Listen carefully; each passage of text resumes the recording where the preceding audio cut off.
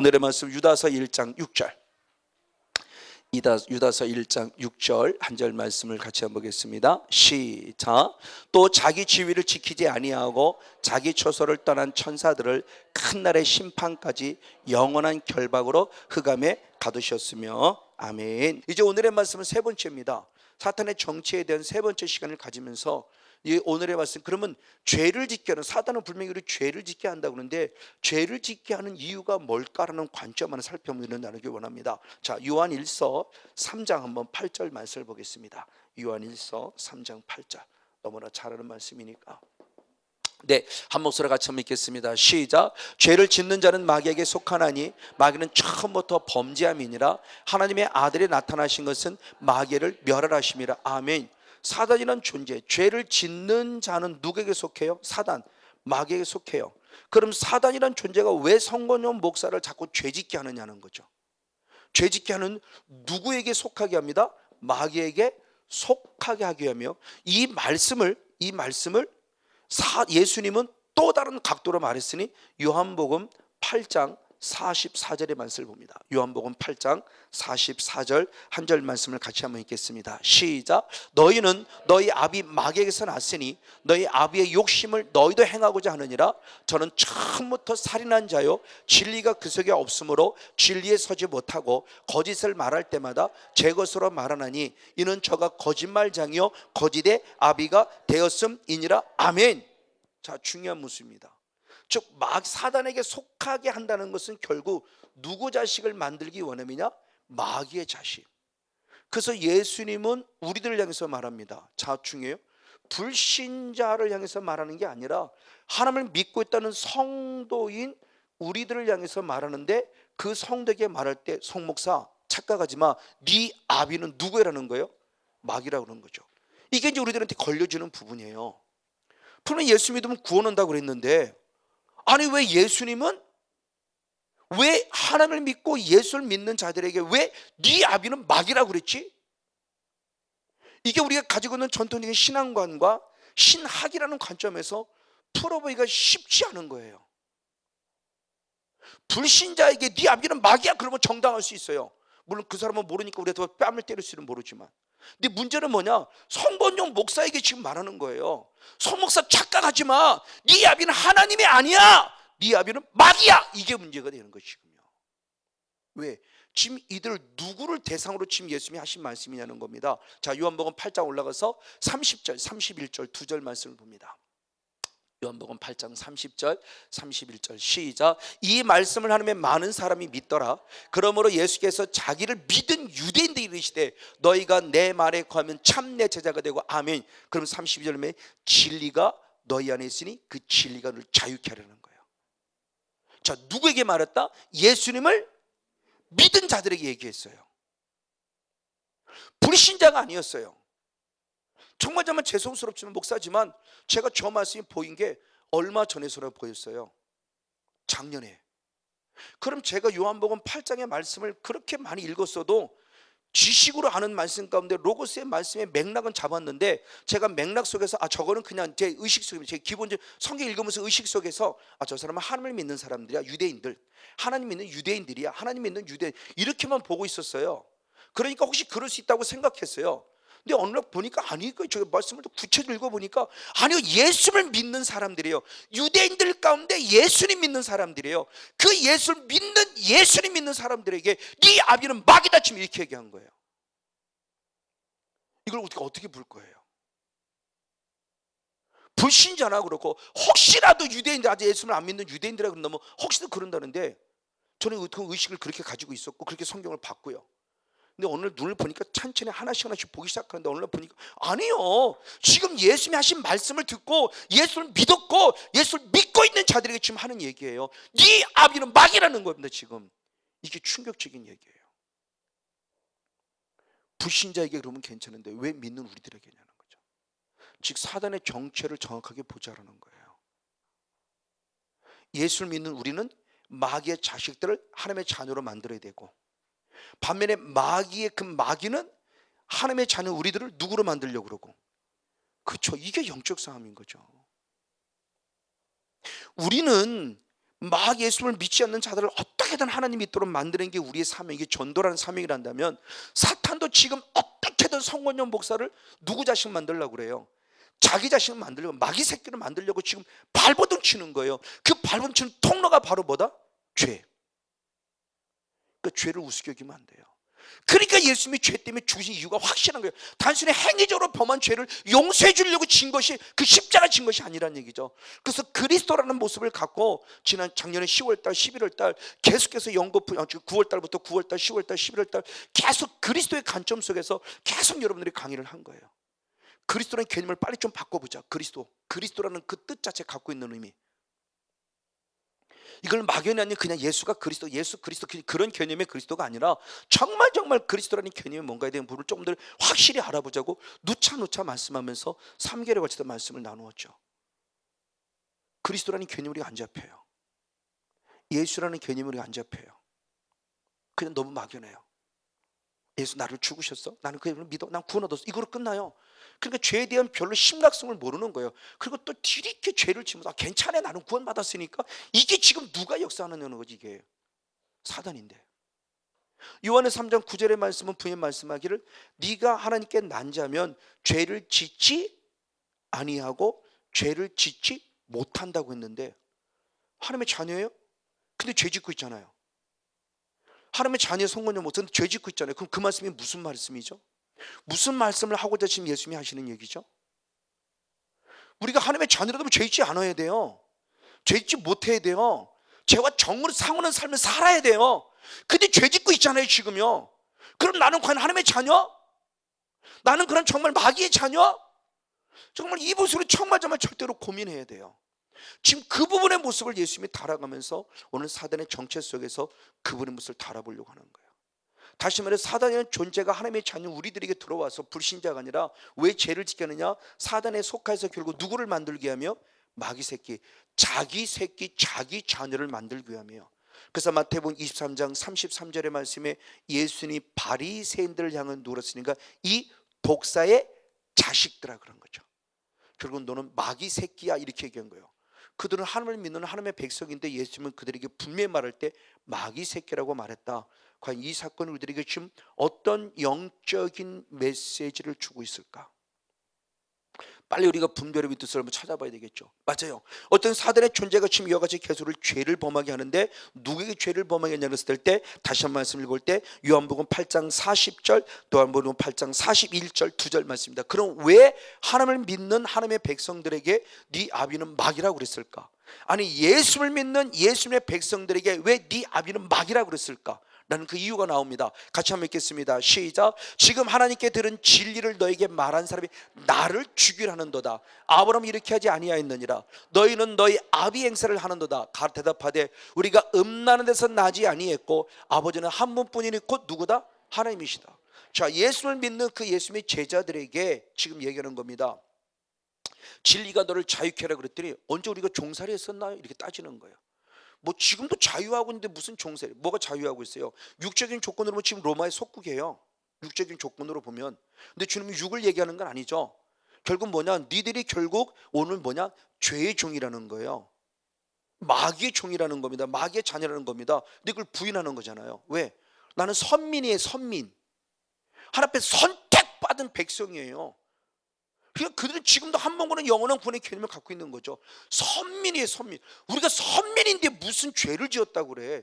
이미 죄 용서 다 받았는데 무슨 죄의 종이라고 그러는 거 예수님 말씀에 지금 반발하는 거예요.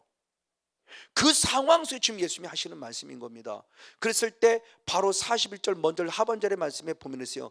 바로 우리는 음란한 데서 나지 아니했고 아버지는 한 분뿐이시니 곧 누구다? 하나님이시다. 자, 예수님을 믿는 사람들이 지금 하나님을 누구라고 부르고 있어요? 아버지라고 분명히 아버지라고 부르고 있어요. 그런데 예수님의 답은 뭐냐는 거예요. 아니라는 거예요. 너희는 네 누구의 행사를 하고 있다? 네 아비의 행사를 하고 있다. 아비의 행사를 어떤 행사를 하냐? 하나님이 아버지라면 그러지 않았을 거래요. 그러면 어떤 일을 하고 있냐? 이게 40절이죠. 40절을 다시 한번 보겠습니다. 40절을 봅니다.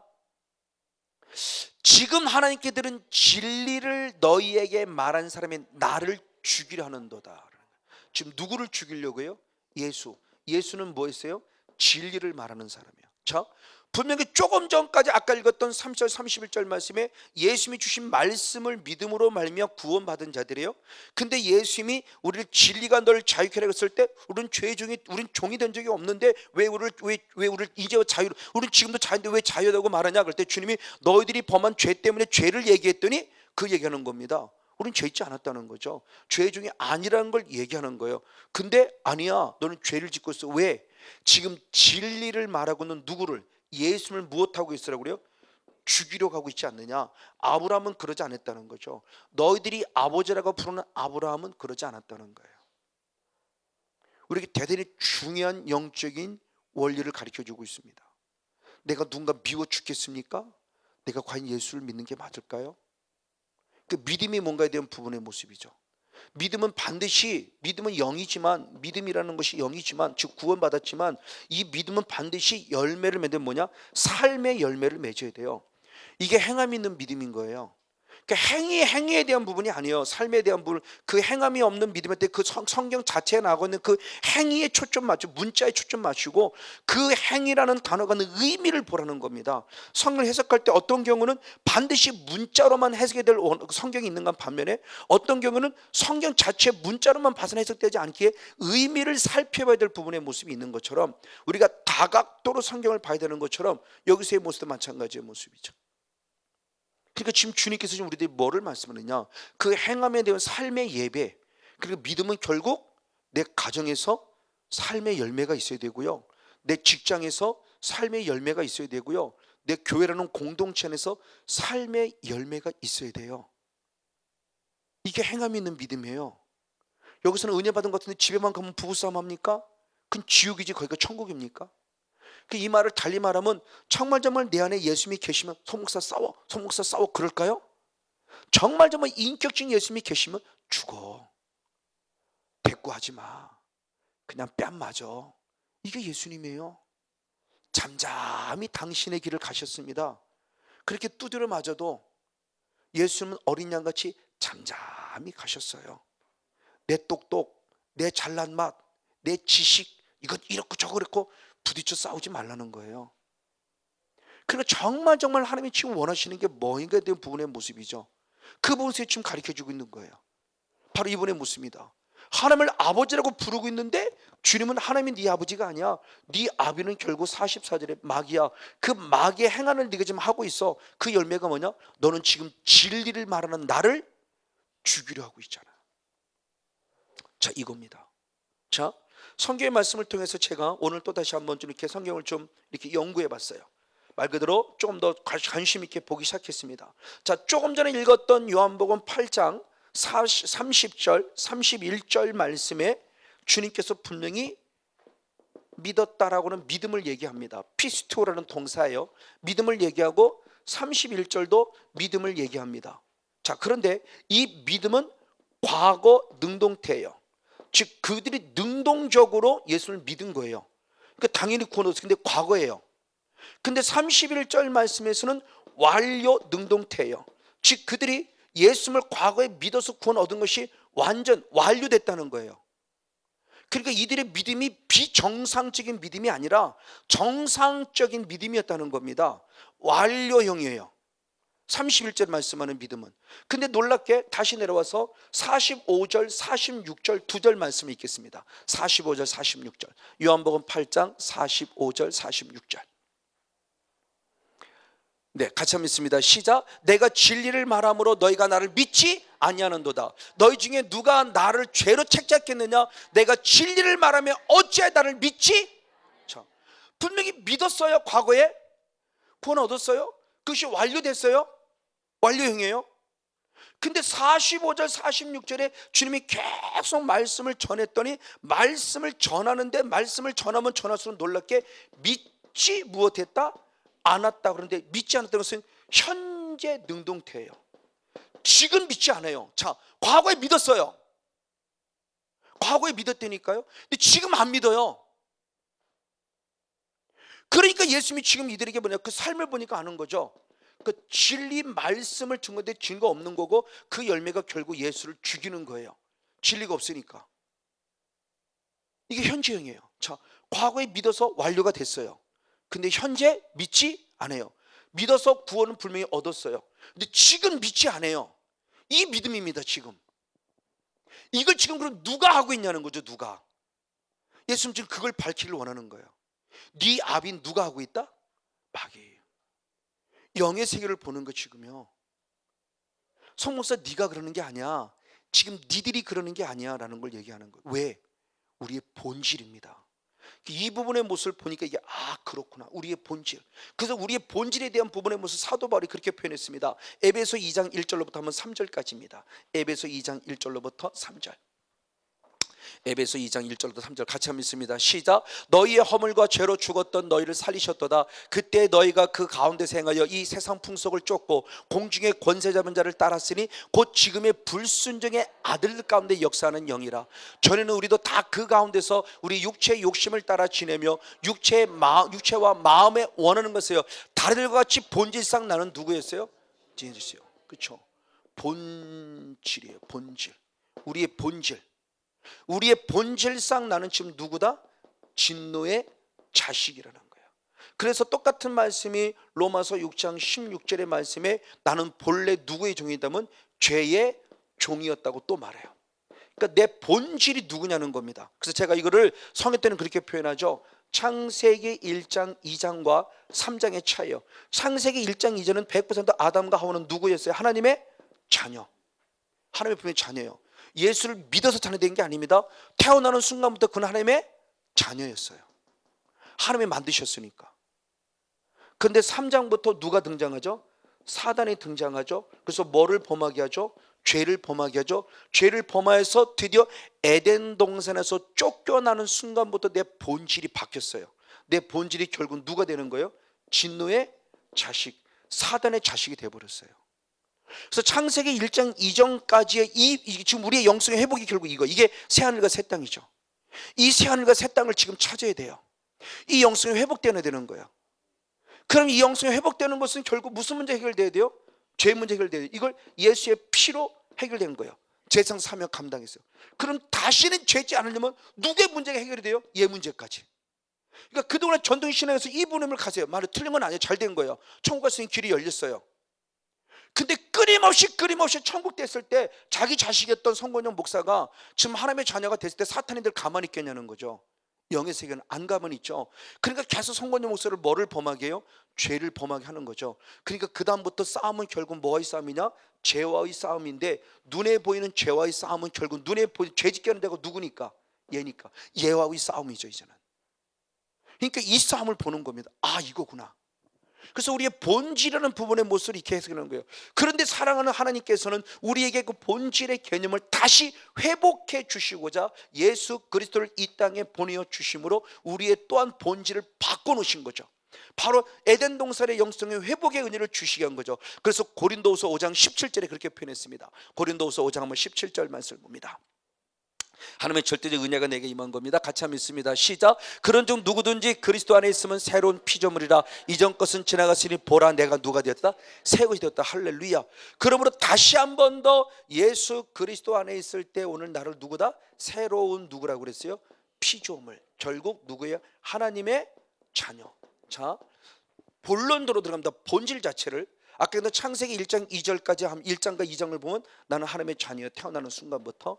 근데 사단이란 존재가 등장해서 죄를 범함으로 말미암아 하나님 나라 에덴 동산에서 쫓겨나면서 나는 누가 됐어요? 본질상 진노의 자식이 됐어요. 근데 놀랍게 예수 그리스도를 우리에게 보내주셔서 예수 그리스도를 통해서 우리가 믿음으로 말미암아 다시 누가 됐어요? 하나님의 자녀라는 신분의 회복이죠. 그러니까 새로운 피조물이 되는 것은 새롭게 신 신분의 회복이에요. 이제서야 하나님의 자녀가 된 것이 아니라 원래는 내 거였던 걸 다시 되찾은 거예요. 그래서 마태복음 12장 28절 말씀에도 하나님의 성령이 너에게 계시면 귀신을 쫓아내므로 하나님 나라가 이미 너에게 이루어졌느니라요. 원래 내 거였던 거예요. 그걸 다시 되찾는 거예요. 이제서야 하나님의 나라가 이루어진 것이 아니라 원래 내 거였던 것을 사단에게 죄 때문에 뺏겼던 것을 다시 되찾고 이미 이루어진 걸 되찾는 거예요. 그 회복의 개념이에요. 회복. 없던 게 이제서야 짠 하고 나타나는 것이 아니라 그러니까 새로운 피조물인 것은 전혀 새롭다는 그런 개념이 아니라 원래 내 거를 다시 되찾게 만드는 회복이죠. 하나님의 자녀를 다시 되찾게 만들어 준 거예요. 너무너무 감사하죠. 예수 그리스도, 그게 하나님의 자녀가 되는 은혜 가운데 우리가 살다는 것입니다. 그런데 안타까운 게 뭐냐는 거죠. 방금 얘기한 대로 믿었어요? 과거예요? 그래서 완료됐어요? 근데 지금 믿지 않는다는 거예요. 이 영성이 중요해. 이게 사탄의 영성 가운데 우리들의 영성을 결국 뭐냐?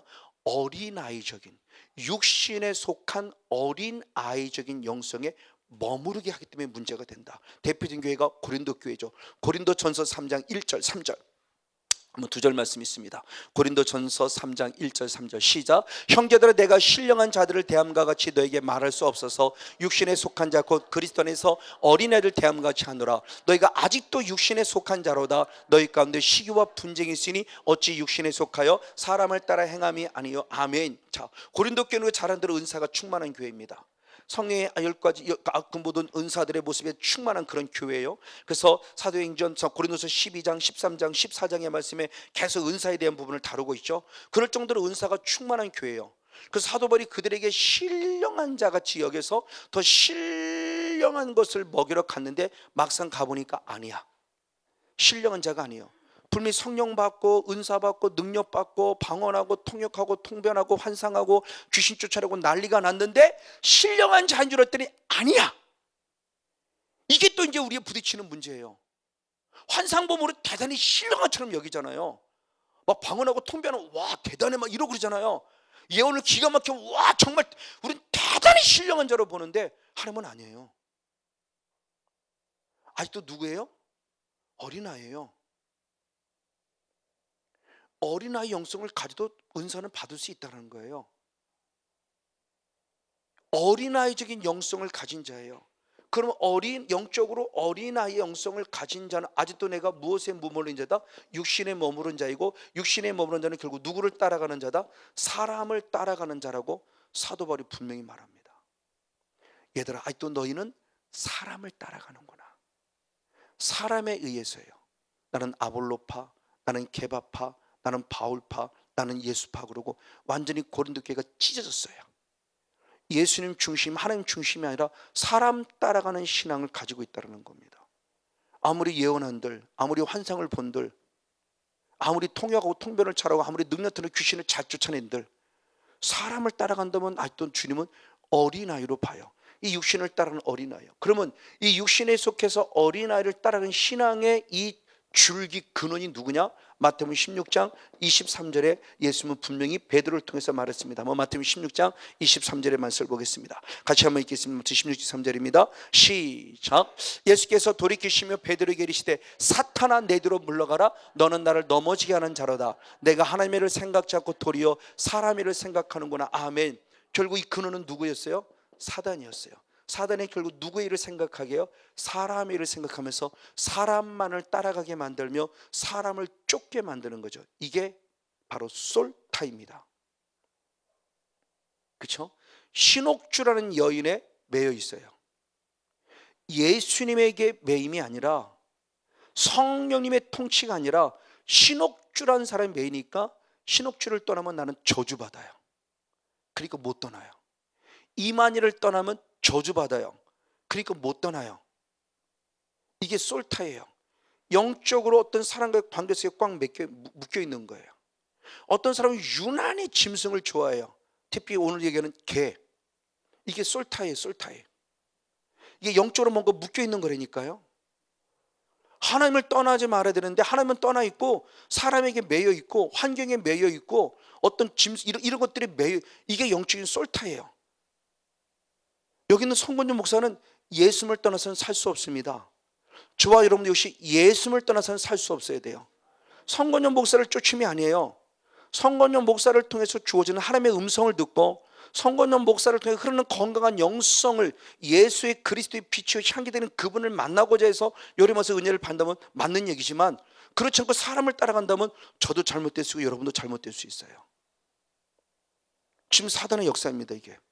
그럼 이 사단의 이런 역사들의 모습이 결국 우리들의 존재가 결국 뭐냐는 겁니다. 자꾸 죄라는 모습을 통해서 우리의 모습을 어떻게 하느냐, 옛사람에 자꾸 머무르게 하고 있는 거예요. 근데 하나님은 옛사람의 흔적을 빨리 벗어버리고 하나님의 형상을 따라 지음받은 무엇을 입으라? 새 사람을 입으라고 말하고 있죠. 자, 에베소 4장 22절로부터 24절의 말씀을 봅니다. 에베소 4장 22절부터 24절까지 말씀 한 목소리 한번 같이 한번 읽겠습니다. 시작. 너희는 유혹의 욕심을 따라 썩어져는 구습을 쫓는 옛사람을 벗어버리고 오직 심령으로 새롭게 되어 하나님을 따라 의와 진리의 거룩함으로 지으실 받은 새 사람을 입으라. 아멘. 옛사람을 빨리 벗어버려. 이게 자꾸 육신을 따라가게 만드는 어린아이 영성에 머무르게 만드는 거예요. 자, 분명히 예수를 믿었어요, 과거에. 그래서 완료됐어요. 지금 완료됐어요. 이제 구원 얻었어요. 근데 지금 안 믿고 있는 겁니다. 왜? 계속 어린아이 영성에 머물러 있으니까 자꾸 육신적인 것만 따라가게 만드는 거예요. 보함직하고 먹음직스럽고 지혜롭고 탐스러운 기복주의 신앙으로 빠지게 만들고요, 현상 따라가게 만들고요, 본질을 놓치게 만들고요. 자, 영은 실체예요. 영이 보여지는 것이 육인데, 육의 모습은 결국 뭐냐? 모양이에요, 모양. 그래서 대표적인 게 무엇이라고 그랬어요? 성막. 성막은 이미 어디에 있던 거예요? 하늘나라. 히브리서 8장 5절에 그 하늘나라의 실체가 결국 육이라는 모양을 통해서 우리에게 보여준 거죠. 이렇게 만들라고 설계를 지금 다 주신 거잖아요. 왜? 그 설계는 이미 본질이 어디에 있어요? 하나님의 나라. 그래서 깨달은 게 있다고 그랬죠. 오늘 여기서 벌어지는 사건들은 지금 벌어진 것이 아니라 이미 어디에서? 하늘에서 했던 되어진 일들의 모습이 때가 돼서 지금 내게 성취되고 있는 거라는 거죠. 저는 그게 믿어지고 감사하니까 그래, 맞아, 기대가 되는 거예요. 제가 기도하면 기도한 것만큼 하늘에서 이미 일하고 계시고, 이렇게 때가 됐을 때 기도의 분량이 채워지면 나를 통해서 성취시켜 주니까. 그래서 예레미야 33장 2절 3절의 말씀에 이를 행하시는 여호와 그 일을 성취하시는 여호와가 내게 말씀하시라. 너는 내게 부르짖으라. 그러면 내가 내게 응답하겠고 내가 알지 못하는 크고 비밀한 일을 내게 이루리라. 맞아, 이를 행하게 하신 하나님, 그를 성취케 하시냐면 나의 기도의 분량은 채워진 것만큼이에요. 그럼 지금 응답 안 됐다? 내 기도의 분량이 아직 채워지지 않은 거죠.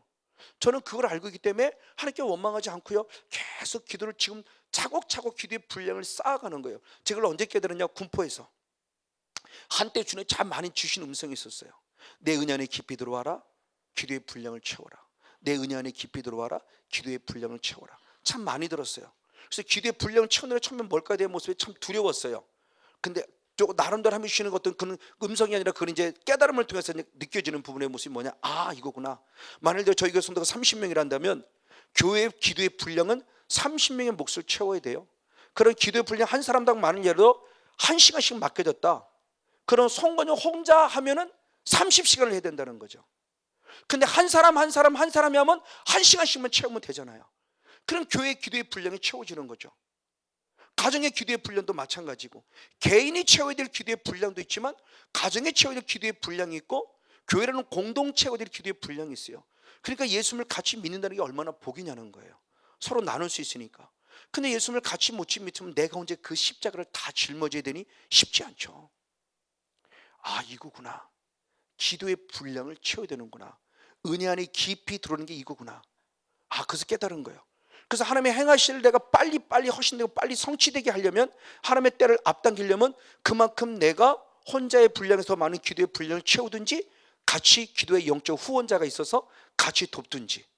맞아요. 이 부분의 모습이죠. 바로 이런 부분 속에서 주님이 지금 하시는 말씀 가운데 우리들의 영적인 성향에 대해서 말씀하는데, 그걸 방해하는 자가 누구냐? 바로 옛사람이라는 거죠. 이걸 못하게 하는 거예요. 그래서 하나님의 형상을 따라 입은 새 사람을 입어야 돼요. 그래서 마가복음 2장 22절의 말씀에도 아무리 주님께 내가 성령을 부어줘도 내가 낡은 가죽 부대가 되면 성령이 부어짐에도 불구하고 다 새나가요. 그러니까 그 성령을 놓치지 않기 위해서 새 가죽 부대가 되라는 거죠. 죄의 구멍들을 빨리빨리 막아내고 하나님의 형상을 따라 입은 자꾸자꾸 새로운 하나님의 형상을 따른 새 사람, 하나님의 사람이 되라는 겁니다. 그래서 베드로전서 1장, 베드로후서 1장 4절의 말씀에 결국 내가 신의 성품에 참여해야 한다. 그래야 하나님의 나라에 넉넉히 들어간다고 말하고 있는 거예요. 하여튼 내가 예수를 믿음에도 불구하고 옛사람의 흔적, 분명히 예수를 믿었어요, 과거에. 그리고 완전해졌어요. 근데 지금 내가 예수를 믿지 않아요. 왜? 이거예요. 누가? 사탄이라는 존재가. 지금 이게 영적 싸움이라는 거죠. 이거를 주님은 지금 우리들에게 알려주고 싶은 거예요. 결국 이러한 모습들을 지금 누가 하느냐? 사탄이 하는데, 그럼 사탄은 우리를 어떻게 하나님의 아들임에 불구하고 우리들을 쓰러뜨리고 넘어뜨리냐는 겁니다. 그 쓰러뜨리고 넘어뜨림에 대한 부분의 모습을 야고보서 1장 14절 15절 두 절의 말씀을 보겠습니다. 야고보서 1장 14절 15절. 같이 한번 읽겠습니다. 시작. 오직 각 사람이 시험을 받는 것은 자기 욕심에 끌려 미혹됨이니 욕심이 잉태한 즉 죄를 낳고 죄가 장성한 즉 사망을 낳느니라. 아멘. 내가 시험을 받는 이유는 무엇이다? 내 무엇이다? 욕심이고, 욕심 때문에 결국 뭐가 있고? 죄가 있고, 죄가 장성해서 결국 뭐가 있어요? 사망. 즉 사탄의 존재가 우리를 죽이는 과정입니다. 사탄의 존재가 성건용 목사, 한 번 죄했다고 지옥 가는 거 아니에요.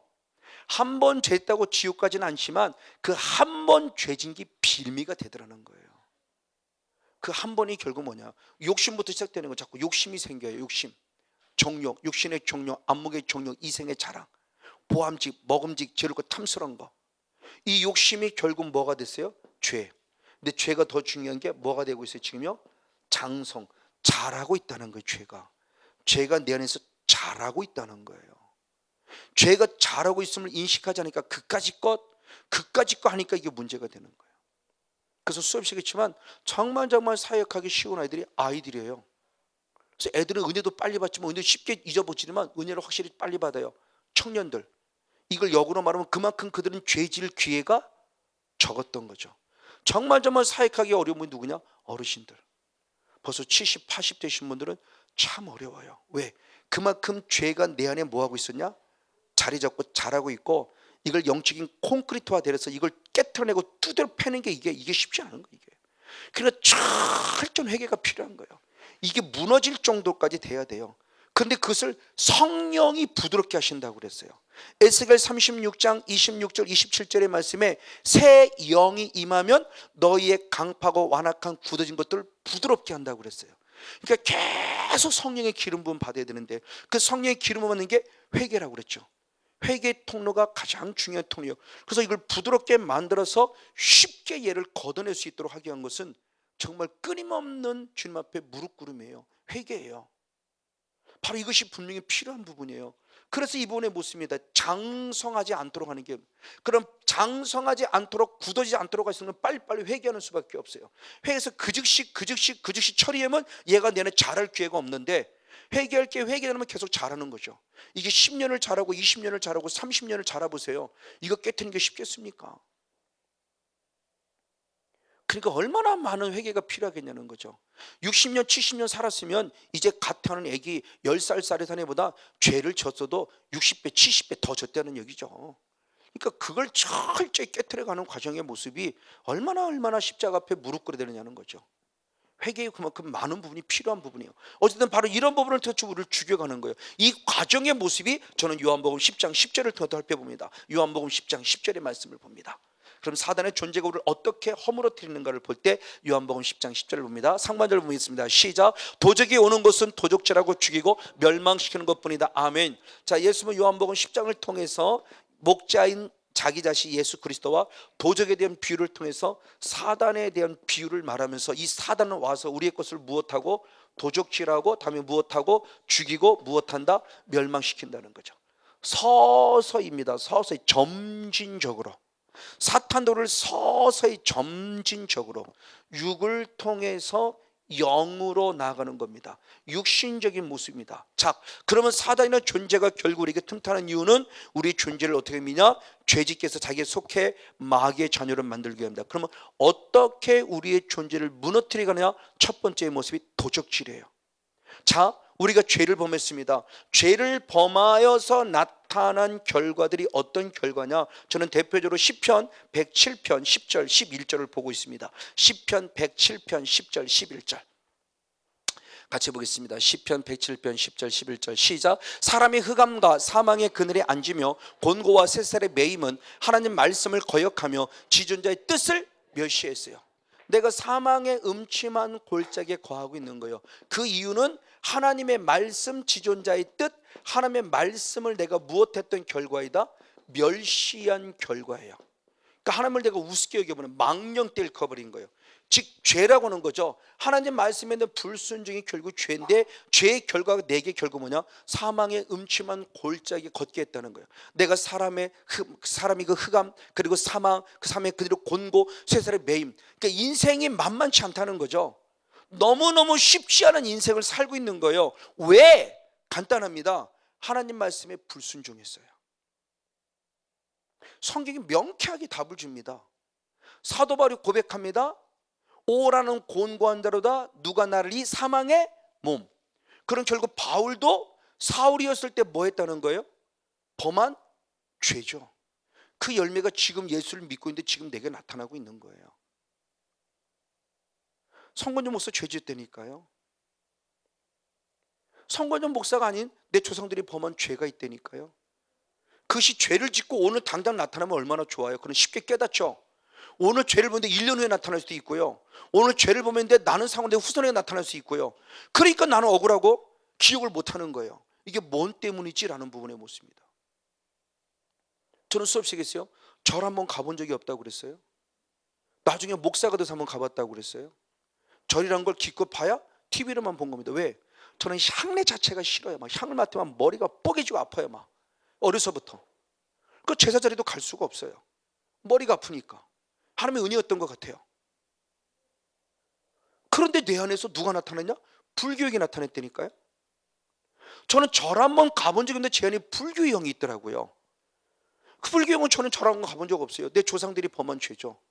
그것이 10수년 있다가 나타난 거죠. 10수년 있다가 목회를 해서 할 만큼 해서 이제 40대 중반 넘어서 목회도 75명 잘 탄력받고 나가려고 하는데 딱 건드려 버린 거예요.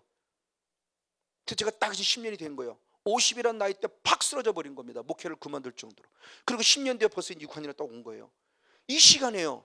억울해. 저는요 정말 억울합니다. 아니 제가 부처 앞에 가서 내가 비나이를 한 번에 해봤으면 덜 억울해요. 저는 비나이다라 사는 거 잘 해본 적이 없단 말이에요.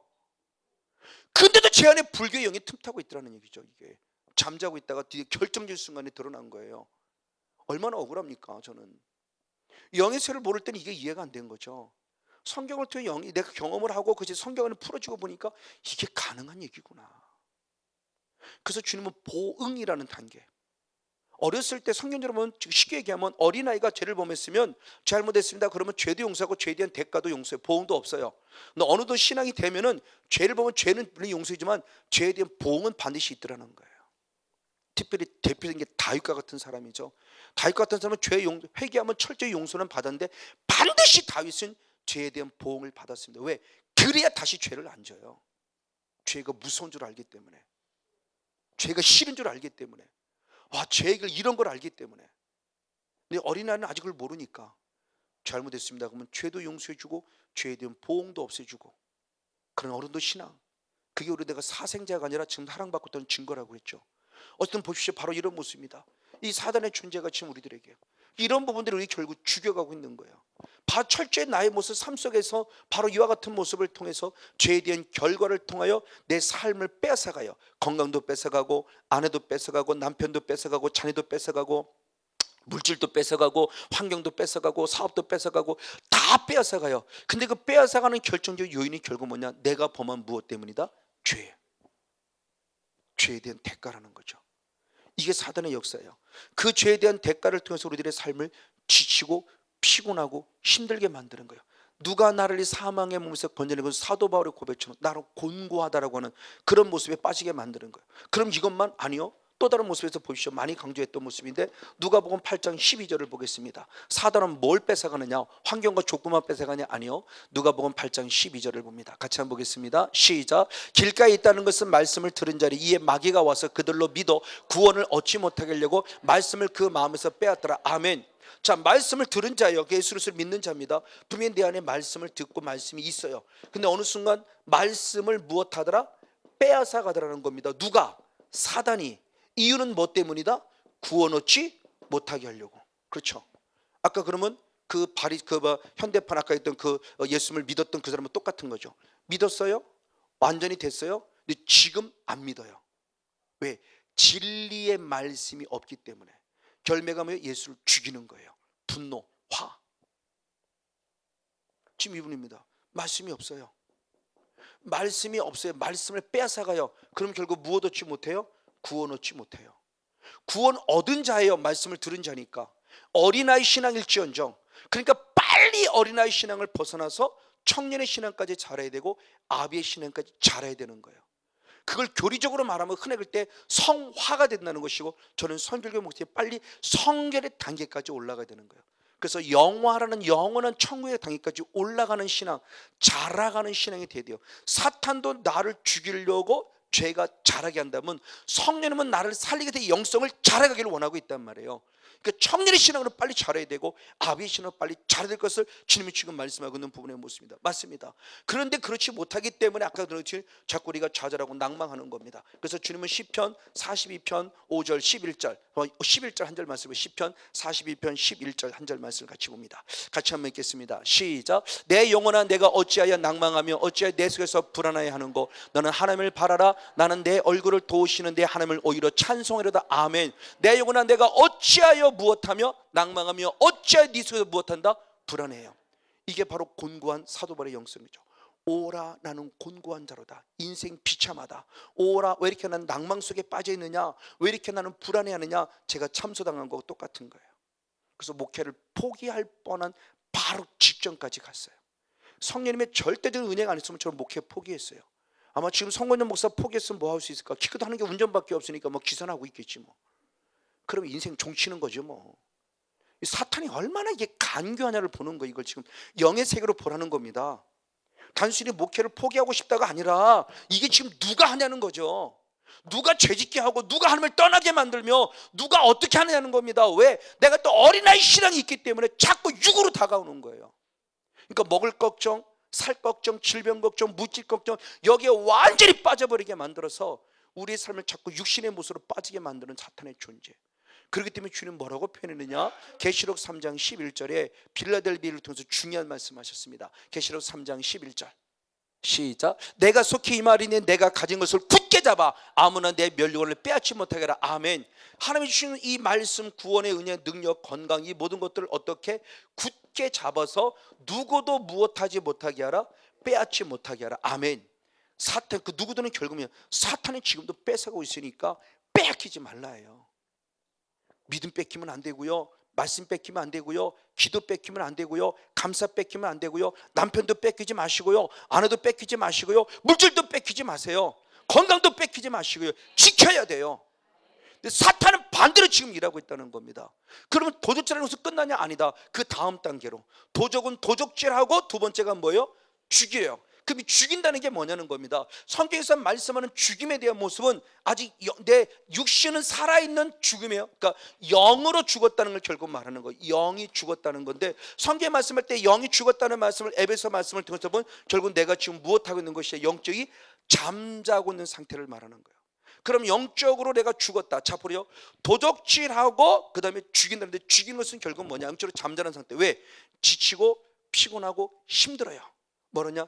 기도해봐야 되는 것도 없네. 전도해봐야 되는 것도 없네. 말씀을 읽어서 말씀을 읽었는데 되는 게 아무것도 없네. 그러면서 어느 순간부터 말씀도 안 보이고 안 들리고 기도도 안 돼요. 제가 기도가 안 됐던 대표적인 케이스예요. 목사인데 어느 날부터 기도가 안 돼요. 목사인데 기도가 안 돼요. 기도 안 하려고 한 거예요. 하려고 했는데 안 돼요. 윤석전 목사님을 따라 나도 정말 한번 해보려고 했어요. 근데 가랭이 찢어졌어요. 뱁새가 황새 따라가다가. 왜? 그분은 철야파고 저는 새벽파인데, 새벽파가 철야파를 쫓아가려다 가랭이 찢어져가지고 나는 안 돼. 그리고 팍 자빠져 버린 거예요. 그러면서 기도가 안 돼요. 자기에게 맞는 분량만큼, 자기에 맞는 주신 달란트만큼, 자기에 주신 믿음의 분량만큼 하면 되는데, 남이 철에 성공했다면 나도 철에 하면 될라나 하고 따라가다가 가랭이 찢어지는 거고, 남은 이래서 그럼 나도 이렇게 하면 되려나 싶어 따라가다가 가랭이 찢어지는 거고, 남은 전도해야 되는데 전도해서 나 전도해볼까, 전도하면 할수록 더 힘들어지네. 전도는 맞는 답인데, 틀린 얘기는 아닌데 전도를 하지 말라는 것이 아니라 정말 주님이 내게 원하는 바가 뭔가를 찾아야 되는데 그걸 못 찾고 있었던 거죠. 제 것이 그랬고요. 저도 똑같이 이 은혜의 기청으로도 정말 말씀 중심의 사역을 했고, 어느 말씀 단체에서 저보고 러브크루더서 목사님 나와 같이 말씀 사역합시다라고 할 정도로까지 정말 콜이 왔었어요. 그래서 예스라고만 나오기 바로 직전이었어요. 예스라고. 내가 하고 싶은 거였죠. 왜? 너무 힘드니까. 그때 하나님의 은혜가 집사람이 임했고 집사람이 저에게 임하면서 정말 주님이 저를 불러준 걸 알고, 그때서 목사님 정말 죄송합니다. 제가 이런 상황 속에 목사님 다시 이런 상황인데 이런 모습, 이런 은혜를 보고 나니까 말씀을 제가 무시하면 저도 철저히 말씀 주시면 사역하지만 하나님이 제게 원하는 건 이 사이인 것 같아요. 라고 말하고 그분에게 정중히 사과를 드리고 제가 지금 여러분과 함께하고 있는 게 벌써 10년째 오는 거예요. 안 그랬으면 저도 거기 있었을 거예요. 근데 거기 있었지만 성령의 인격적인 춤을 만나지 못했으면 아마 거기서도 있었다가 사람과의 관계에서 깨졌든지 뭔가 계속 고통이 있었을 거예요. 말씀 중심의 사역하면서도 저는 어렵고 힘들었으니까 자기가 맞는 게 있더라는 거죠.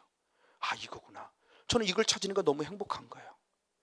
그래서 누구보다도 저도 말씀 중심의 사역을 더 철저히 하려고 하고요. 어떤 목사님들 안 하겠습니까만 더 철저히 말씀 중심의 살려고 힘쓰고 애쓰고 있고, 그래서 모든 죄명을 어떻게든 말씀 안에 찾아보려고 창조 요한계시를 끊임없이 또 읽고 또 연구하고 또 하나님의 구하고 찾고 드려 또 주님의 가르침을 받고 지금도 철저히 계속 준비하고 있고요. 바로 이번 부분이죠.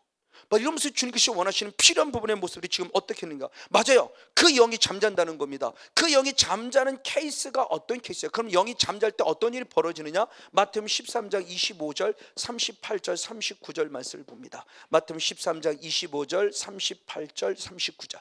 먼저 25절 말씀을 보겠습니다. 말씀 13장 25절 시작. 사람들이 잘 때 그 원수가 와서 곡식 가운데 가라지를 뿌렸다. 사람이 잘 때 누가 왔다? 원수가 왔다. 그래서 뭐를 뿌렸다? 가라지를 뿌렸다. 그럼 원수는 누구, 가라지는 누구냐? 주님이 직접 답을 달았습니다. 38절 39절 38, 39절 시작. 밭은 세상이고 좋은 씨는 천국의 아들들이고 가라지는 악한 자의 아들들인데 가라지를 심을 원수는 마귀고 추수때는 세상의 끝이요 추수꾼은 천사들이라. 가라지를 심을 원수는 누구예요? 마귀고 이 가라지는 누구예요? 원수의 아들들. 결국 지금 우리가 생각한다면 결국 마귀의 바로 종들인 누구니? 귀신들이라고 하는 부분으로 그랬죠. 귀신은 복수입니다. 귀신들. 마귀는 하나의 단수예요. 성령님이 단수이듯이 마귀의 존재도 단수예요. 근데 그 밑에 따르는 또 다른 그 따르는 무리들을 귀신들, 그래서 우리는 결국 복수로 봐요. 그래서 우리가 잠잘 때 사탄이라는 원수가 와서 내게 지금 뭐를 뿌리고 갔다? 가라지를 뿌리고 갔다는 거죠. 그럼 잠잔다라는 게 무엇이냐에 대한 부분입니다. 영적으로 잠잔다는 게 뭐냐? 가장 첫 번째 영적으로 잠들었던 열매가 뭐냐? 말씀을 듣지 못하게 해요. 어느 순간부터 말씀이 안 들려요. 어떤 모습입니다. 말씀이 갑자기 안 들려요. 말씀이 갑자기 안 보여요. 말씀이 전혀 깨달아지질 않아요. 사단의 역사죠. 지금 내 영이 지금 잠들어가고 있음을 보여주는 거죠. 대표적인 것이 사도행전 20장 9절 말씀입니다. 유도구를 통해서 보겠습니다. 사도행전 20장 9절 사도행전 20장 9절 말씀 같이 보겠습니다. 있습니다. 시작. 유도구라는 청년이 창에 걸터 앉았다가 깊이 졸더니 바울이 강론하기를 더 오래 하며 졸음을 이기지 못하여 삼층류에서 떨어지건을 일으켜보니 죽었다라는 겁니다. 유도구가 하나님의 바울을 통해서 말씀을 듣는데 이제 바울은 너무너무 안타깝고 이제 마지막이라 정말 밤이 깊도록 계속해서 복음을 전하고 있는데 그걸 못 견디는 거예요. 여러 가지 이유가 있더라고요. 주석을 보니까 여러 건데 대부분의 모습을 보면 산소 결핍으로 봐요. 왜? 사람이 너무 많아요.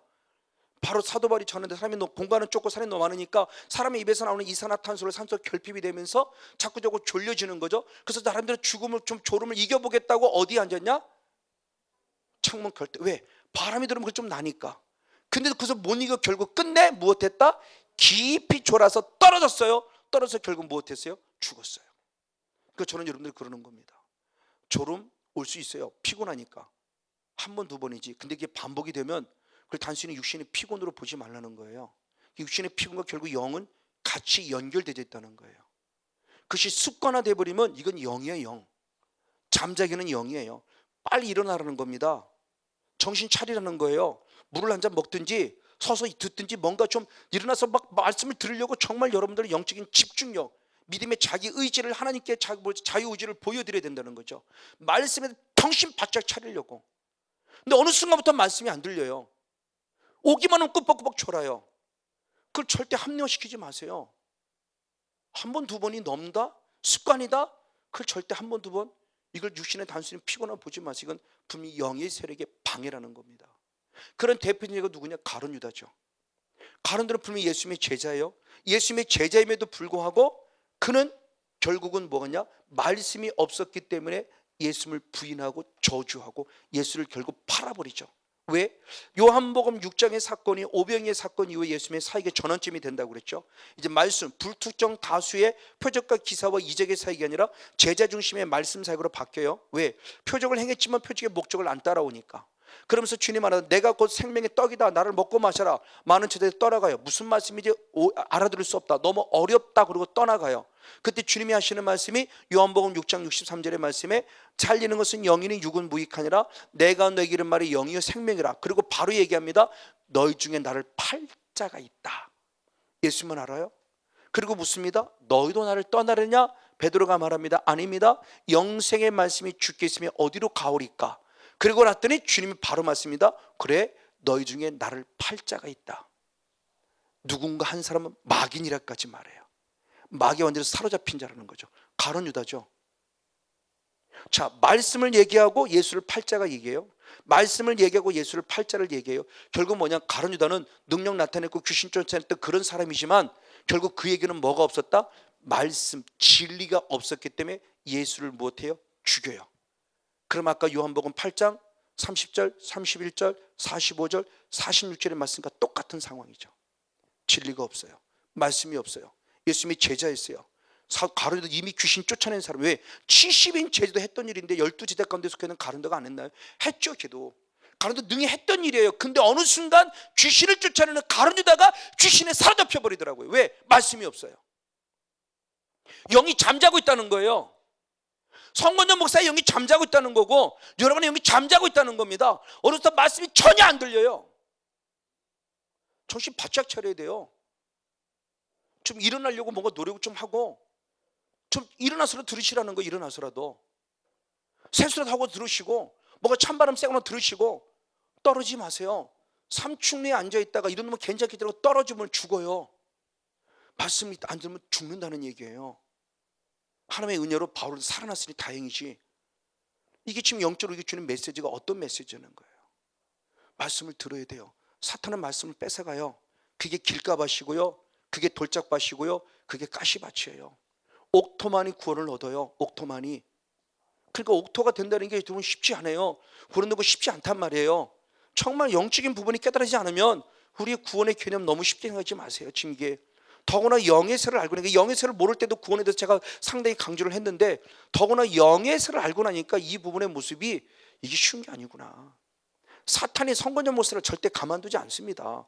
어떻게든 죄를 범하게 해서 어떻게든 타락하는 대표적인 케이스로 만들어서 그 성건전 목사를 보고 그 나름대로 예를 들면 그 성건전 목사 은혜 있어 그러다가 성건전 탁 넘어지는, 뭐 저래 그러면 다른 데까지 다 설고 상처받게 만드는 거죠.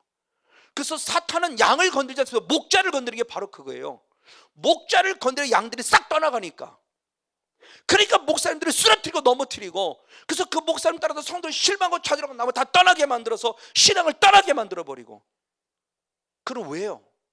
견해 우리들이 죄져서 그냥 가난하게 살고 병들어 살게 하는 게 목적일까요? 아니라는 거죠. 이분의 모습입니다. 두 번째 모습은 결국 영이 잠들 게 뭐냐? 기도예요. 기도. 기도가 되지 않는다라는 대표적인 케이스입니다. 말씀도 없고 기도도 없는 거예요. 결국 지금 영이 잠자고 있는 상태예요. 대표적인 게 마태복음 26장 41절 43절 두 절을 봅니다. 마태복음 26장 41절 43절 시작. 시험에 들지 않게 깨어있어 기도하라. 마음에는 원이로 육신이 약하다도 아시고 다시 오사 보신즉 저희가 자니 이는 저희 눈이 피곤함이 일러라. 자, 예수님도 35절부터 쭉 말씀을 보니까 주님이 솔직히 고백합니다. 내가 심히 고민이 되어 죽게 되었다. 예수님도 죽을 것 같다고 표현해요. 이게 인성을 입은 예수님이에요. 십자가라는 짐이 만만치 않은 짐이기 때문에 예수님마저도 내가 죽게 됐다, 심히 고민이 된다, 내가 죽을 것 같다는 거, 제가 죽을 것 같았던 것처럼 예수님도 죽을 것 같다는 거예요. 그래서 제자들이 기도 부탁해요. 베드로야, 야고보, 요한아, 나를 좀 기도 좀 해주라. 예수님이 중보기도 부족하고 돌 하나 던질 만한 가서 기도하고 오시는데 이들이 와서 보니까 무엇하고 있어요? 자고 있는 거예요. 그래서 주님 말씀합니다. 시험에 들지 않게 깨어있어 기도하라. 이게 두 번, 세 번째까지 왔는데 세 번째 와서 보니까 기도하러 못하는 이유가 있었던 거예요. 무엇 때문에? 피곤.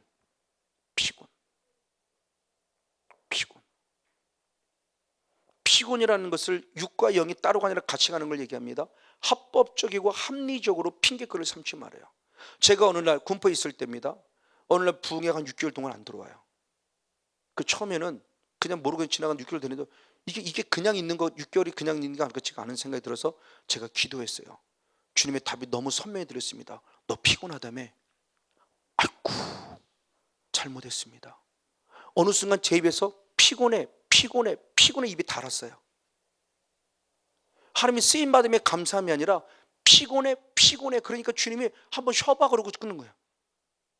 피곤하다는 게 입이 닳아요. 그래서 아이고, 잘못했습니다. 그리고 회개하고 용서를 구했더니 다시 열어서 오늘까지 오는 거예요. 이런 부분의 모습이 반복되면서 자꾸 영을 깨닫는 거예요. 내가 지금 무엇하고 있는가? 과연 성건영 목사가 말씀과 기도에 전무하고 있는가? 성건영 목사가 말씀에 견무하지 못하고 기도에 전무하지 못하는가? 당연히 나오자 하죠. 당연히 아웃되는 거죠. 지금 사단의 역사의 대표적인 모습들이요, 피곤이 합법적인 이유가 될 수 없어요. 한 번, 두 번 있죠. 그것도 계속해서 피곤해서 기도를 팀이 더구나 신신당번에도 불구하고 피곤해서 도저히 못하겠습니다. 이건 절대 핑계거리가 될 수 없다는 겁니다. 그럼 건강관리 하든지 뭔가를 해서라도 어떻게든 주님 명령에 순종해야 되는 것이지, 뭐해서 못하겠습니다라는 주님 앞에 핑계거리가 안 돼요. 오히려 사탄이 그 기회라는 겁니다. 성모사 피곤하지? 잘 됐어, 쉬어. 내가 그때 네가 잠잘 때 들어갈게. 이게 사탄의 역사예요. 말씀을 못 듣고 기도가 안 돼요? 제가 기도가 안 됐던 사람이에요. 사탄이 100% 들어와서 지금 결정적 순간에 제 목회를 완전히 파괴시켜버릴 뻔했잖아요. 이게 얼마나 교활한 놈이냐는 겁니다. 이제는 이걸 아니까 피곤하지 않음이 아니라 피곤해요. 그래도 피곤하다는 말 안 해요. 빨리 어떻게든 하면 쉬는 은혜 가운데 회복되기를 원하고 있고, 그래서 쉴 때는 저도 완전 확실히 쉬려고 해요. 이제는요, 어정쩡히 쉬는 것이 아니라. 그래서 쉴 때는 확실히 빨리 피곤을 회복해내고, 그래서 다시 원위치로 돌아와야죠. 그러니까 피곤이라는 부분의 모습이 절대 하나님 앞에 합법적인 이유가 될 수 없어요. 사탄에 오히려 또 다른 기회를 주는 것뿐이에요. 그러니까 영과 혼과 육이 잘 관리돼야 돼요.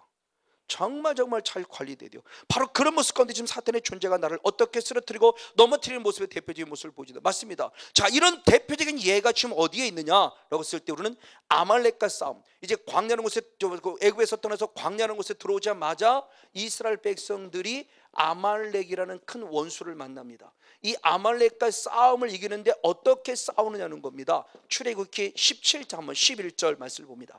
출애굽기 17장 11절 같이 말씀 읽겠습니다. 시작. 모세가 손을 들면 이스라엘이 이기고 손을 내리면 누가 이기더라? 아말렉이요. 자, 모세가 손을 들면 이스라엘이 이기고 손을 내리면 아말렉이에요. 자, 모세가 손을 들었다는 것을 잘한 대로 무엇하는 거예요? 지금 기도한다는 거죠. 두 손을 높여 주께 도움을 구하는 거예요. 이 손이 피곤해서 무엇하는 거예요? 손이 내려오니까 누가 이기고요? 아말렉이더라는 거죠. 자, 그러면 모세의 손이 내려왔을 때 어떤 일이 벌어지느냐? 똑같은 병행 구절입니다. 신명기 25장 18절 같이 읽습니다. 시작. 곧 그들이 하나님을 두려워하지 아니하고 너를 길에서 만나 너희 피곤함을 타서 내 뒤에 떨어진 약한 자를 쳤다. 아멘. 자, 아말렉과의 싸움 속에서 언제 지느냐? 손이 내릴 때, 기도하지 않을 때 지는데, 자, 사탄이란 존재, 아말렉이라는 존재는 모세의 무엇함을 타고 있다? 피곤함을 기회로 삼아서 기도하지 못할 때 그 이스라엘 백성이 가장 누구한 자? 약한 자를 건드려 쓰러뜨리고 넘어져요. 그럼 여러분 보십시오. 오늘 아내가 할 몫을 아내가 하지 아니하면 내 가정의 가장 약한 자, 그게 남편이든 부모든 자녀든 건든다는 거죠. 교회에서 목사가 기도하지 않을 때 가장 약한 자를 건드려요. 제가 지금 마음에 부담감을 갖는 게 그게 있어요. 한 성도님이 다 잘 나오시는데 이제는 한 성도님이 지금 1년 넘게 안 나오세요. 그죠? 성건영 목사의 기도의 분량을 채우지 못했기 때문에 가장 약한 자를 좀 건드는 거예요. 저는 이 비밀을 아니까 정말 주님 앞에 죄송스러운 거예요. 그래서 나름대로 정말 기도의 분량을 채우고, 또는 운전할 때만 명령 선포합니다. 악한 사탄아, 넌 사랑 하나님의 딸을 건들 수 없다 막 선포하고, 예수 피를 뿌리고 바르고 덮고 막 계속 나름대로 기도하고 있어요. 기도의 분량 채우시면 언젠가 되겠죠. 그분들은 뭘 그러죠? 그 기도의 분량 채우지 않았기 때문에 지금 약한 자를 건들고 있는 거예요. 성경적인 근거로 본다면 그 사람을 탓할 필요가 없는 거죠. 목사 탓해야 되는 거죠.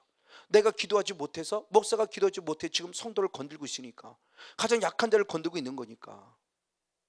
이 비밀을 안 자가 누구냐? 모세뿐만이 아니라 여호수아, 갈렙이죠. 그래서 어떻게 하느냐? 자, 다시 출애굽기 17장 12절 13절 연이어 보겠습니다. 출애굽기 17장 12절 13절 역시 같이 봅니다. 시작. 모세의 팔이 피곤함에 그들이 돌을 가져다가 모세 아래에 놓고 그 위에 앉게 하고 아론과 훌이 하나는 이 편에서 하나는 저편에서 모세의 손을 붙들어 올렸더니 그 손이 해가 지도록 내려오지 아니하므로 여호수아 칼날로 아말렉과 백성이 쳐서 파하니라. 아멘. 자, 모세를 지금 보고 있는 걸 누가 보느냐? 아론과 훌이 보고 있는 거야. 깨달았어요. 모세의 손이 올라가면 우리가 이기는데 모세의 손이 내려오면 우리가 지는구나. 그러면 답은 하나예요. 왜 내려오냐? 모세는 피곤해서 내려오는 거예요. 그럼 답은 하나, 내려오지 않도록 붙잡아주면 되는 거예요. 그래서 자기들이 돌을 갖다 놓고 옆에 앉아서 그 손을 다시 내려오지 않도록 끝까지 중보 기도로 붙잡아 주었더니 계속 손이 내려오지 않으므로 결국 때가 되어 결국 아말렉과 싸워 이기더라. 할렐루야. 맞아요. 그럼 저의 기도의 분량, 여러분의 기도의 분량입니다. 하나님을 원망을 탓할 필요 없고요, 남편을 원망을 탓할 필요 없고요, 자녀를 원망을 탓할 필요가 없어요. 내 기도의 분량이 안 채워진 거예요.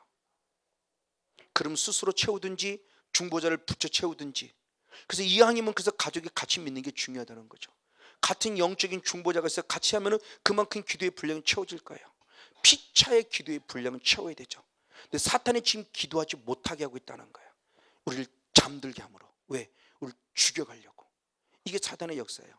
이렇기 때문에 사도 바울 여기서 똑같은 말을 합니다. 에베소 6장의 말씀의 마지막 교회를 속에서 마지막 영적 싸움을 해서 하나님의 전신갑주를 입으라. 그럼 전신갑주를 입었을 때 전신갑주는 끝나냐? 아니요. 전신갑주에서는 반드시 필요한 부분이 있었던 게 뭐냐? 에베소 6장 18절 19절 한번 연이어 읽겠습니다. 시작. 모든 기도와 간구로 하되 무시로 성령 안에서 기도하고 이를 위하여 깨어 구하기를 항상 힘쓰며 여러 성도를 위해 구하고 또 나를 위하여 구할 것은 내게 말씀을 주사 나로 입을 벌려 복음의 비밀을 담대히 알리옵소 할 것이니라. 할렐루야. 아멘.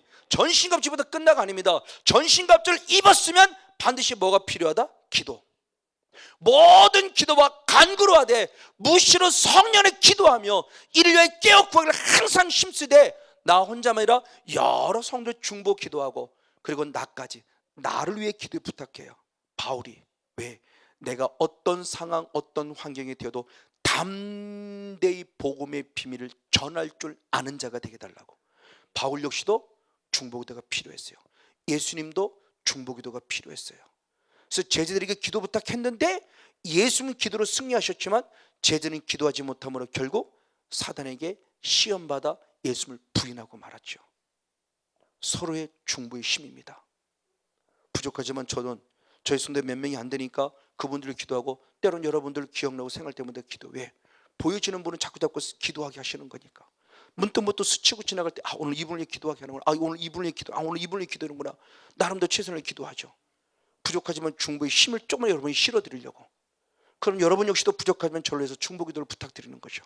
오늘 바울이 그랬던 것처럼 믿음의 전신갑주 중요해요. 그러나 기도라는 부분이 뒷받침돼야 된다는 겁니다. 이 기도가 없으면 나는 쓰러지고 넘어져요. 이걸 누가? 사탄이. 본인을 분별해 보십시오. 내가 왜 기도가 안 되지? 잠자고 있는 거예요. 누구 때문에? 사탄 때문에. 나를 죽이려고. 내가 왜 말씀이 안 들리지? 잠자고 있는 거예요. 누가? 사탄에 의해서. 그럼 빨리 일어나야 돼요. 그런데 중요한 잘 알듯이 베드로는 그나마 말씀이 있었기 때문에 일어났는데 놀랍게도 가룟들은 말씀도 없었고 기도도 없었어요. 그래서 결국 예수님을 팔아버렸어요. 이것이 나의 모습은 아닌가. 저에게서도 그나마 말씀은 있었어요. 기도가 안 됐지만 그나마 말씀이 있어서 제가 살아가는 줄기가 됐어요. 여러분 이왕이면 말씀 가운데 전막을 축복합니다. 그러나 혹시라도 한 가지 놓쳤다면 또 다른 한 가지 끝까지 그거라도 붙잡으세요. 그것이 줄기가 돼서 다시 살아날 줄 믿습니다. 맞아요. 말씀이 없는 분은 기도를 붙잡으시든지 기도가 없으면 말씀이라도 붙잡으시든지 뭔가 한 가지 영적 줄기를 붙잡고 반드시 이제는 잠자는 깨어날 수 있는 그런 영적인 주인공. 그래서 마지막 때 에베소 5장 18절의 말씀에 너희는 세상의 술 취하지 말라 이런 방탕한 저는 무엇 받으라? 성령 충만 받는 것처럼 말씀만이 오늘 거룩하게 한다 그랬어요. 거룩이 결국 성의 영이에요. 거룩한 영이에요. 말씀대로 전 마음으로 거룩히 낼 때 말씀대로 전 마음을 통해서 성령의 거룩한 영을 공급받아 멋지고 귀하게 쓰임받는 우리 모두가 되기를 주님을 간절히 축복하고 축원을 드립니다. 그럼 반면에 세 번째입니다. 자, 도둑질했습니다. 지치고 피곤해서 기도와 말씀에 전무하지 못하게 만든 영적 잠자게 만들었습니다. 그럼 잠자게 만들 끝나냐? 아니다. 마지막 도둑질하고 죽이고 결국 우리를 무엇하는 거예요? 멸망시키기 위함이에요. 도둑질하고 죽이고 멸망시키며. 그럼 이 멸망이 그러면 무엇을 말하냐는 겁니다. 이 멸망. 이것이 아폴리모라는 원어인데 아폴림이라는 원어가 어떻게 쓰여지느냐? 마태복음 10장 한번 28절을 봅니다. 마태복음 10장 28절 한번 같이 보겠습니다. 마태복음 10장 28절 한 절 말씀을 같이 봅니다.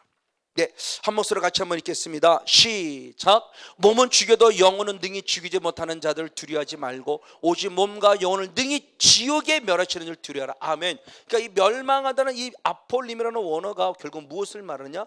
지옥이요. 지옥을 말하는 멸망이에요. 그러니까 영을 죽였다 하는 것은 내가 이 땅에 살아있기 때문에 기회가 있는데 저 멸망은 다시 기회가 없는 거예요. 육신의 목숨이 끊어지는 순간 영이 결정나요. 천국과 지옥, 그 멸망을 말하는 거예요. 그러니까 사탄이 결국 성건영 목사를 죄짓게 해서 죄 속에 모든 걸 빼앗김으로 목회도 안 되게 만들어 지치고 피곤하고 힘들게 만들어서 에이 뭐 기도해봐야 안 되네 라고 만들어 결국 나를 쓰러뜨리고 넘어뜨려 아무것도 못하게 하는 목적은 결국 나를 어디 보내게 하며? 지옥. 영적 삶을 여기에 초점을 좀 맞춰보자는 거예요. 아, 사탄의 존재가 내 안에서 결국 나를 지옥, 단순히 몸 아프게 한다 무슨 뭐 이거에 연연하지 말고 이것도 이렇게 건드는 과정이지만 그건 지금 도적질하는 관계예요. 도둑질의 단계를 뛰어넘어서 지금 여러분이 말씀을 못 듣고 있고 기도하지 못하면 영혼이 좀 잠자고 있는 상태고 그 다음 한 단계로 나아가는데 그 다음 단계는 결국 죽어서 어디 가게 합니다? 지옥 가게 함이라는 거예요. 이게 사단의 계략인 거예요. 이걸 빨리 우리가 분별해야 돼요. 아, 사탄이 지금 이렇게 내게 침범에 들어와서 나를 죽이는구나, 우리를 죽이는구나. 근데 거짓 선자가 이렇게 사탄이 멸망당한 것처럼 거짓 선자와 함께 멸망당하는 걸 지금 가르쳐주고 있는 거예요. 그 사단의 정체를 보는 겁니다. 맞아요. 결국 우리들의 존재예요. 그럼 불신자가 아니요, 믿지 않는 자는 이미 심판받았다고 그랬어요. 근데 누구냐? 믿는 우리들이에요. 대표적인 게 마태복음 25장의 말씀을 보자는 겁니다. 마태복음 25장에 세 가지의 부류가 있죠. 세 가지 부류. 첫 번째는 무슨 부류예요? 기름 준비되지 않은 자죠.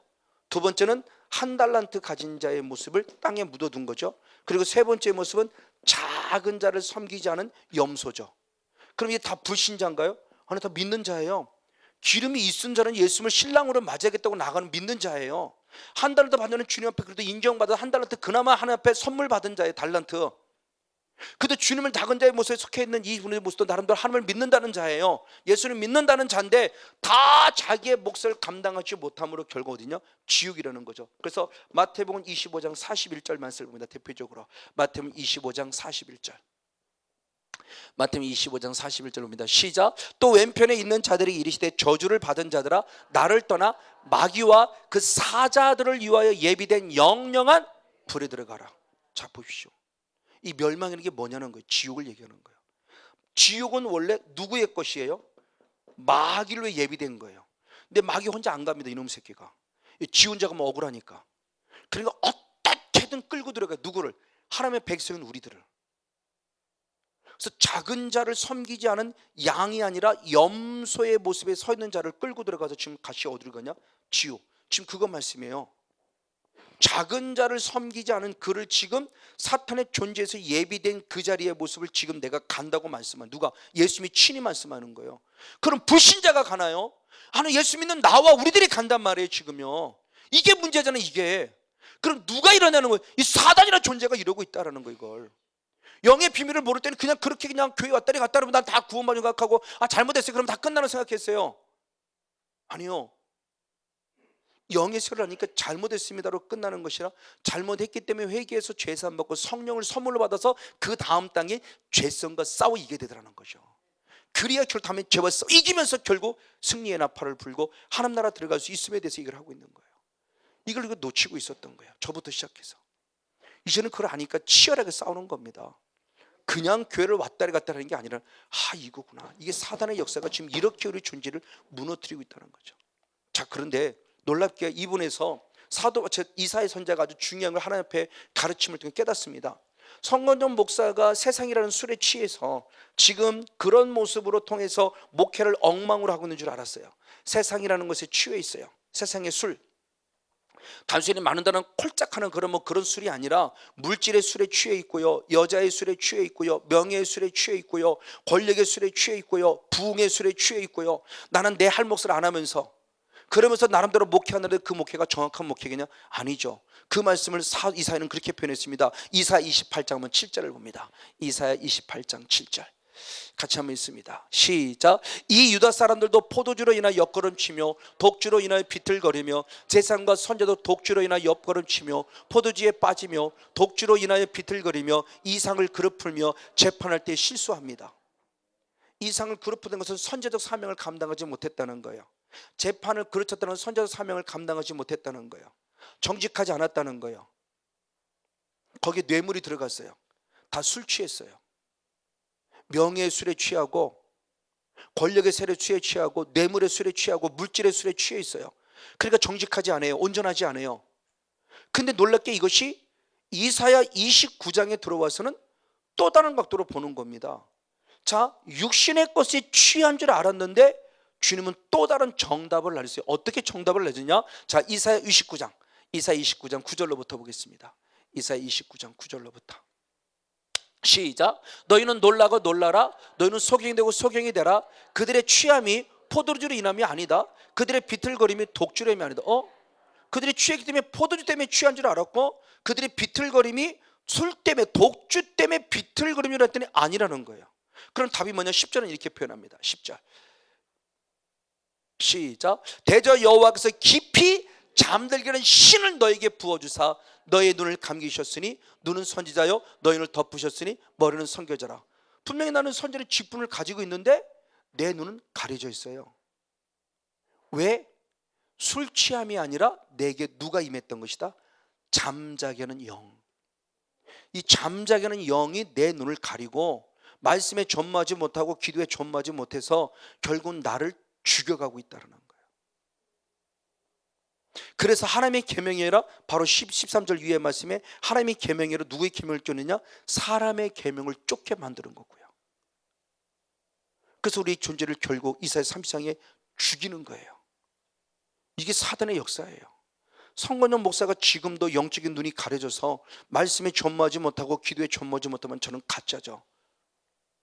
그리고 맨날 얘기하는 건 세상적인 얘기는 해야 되고 맨날 사역적인 얘기는 해야 되고 뭣도 있었고 막 이런 얘기만 해야 되고 그러면 옳은 것 같아요? 아니요.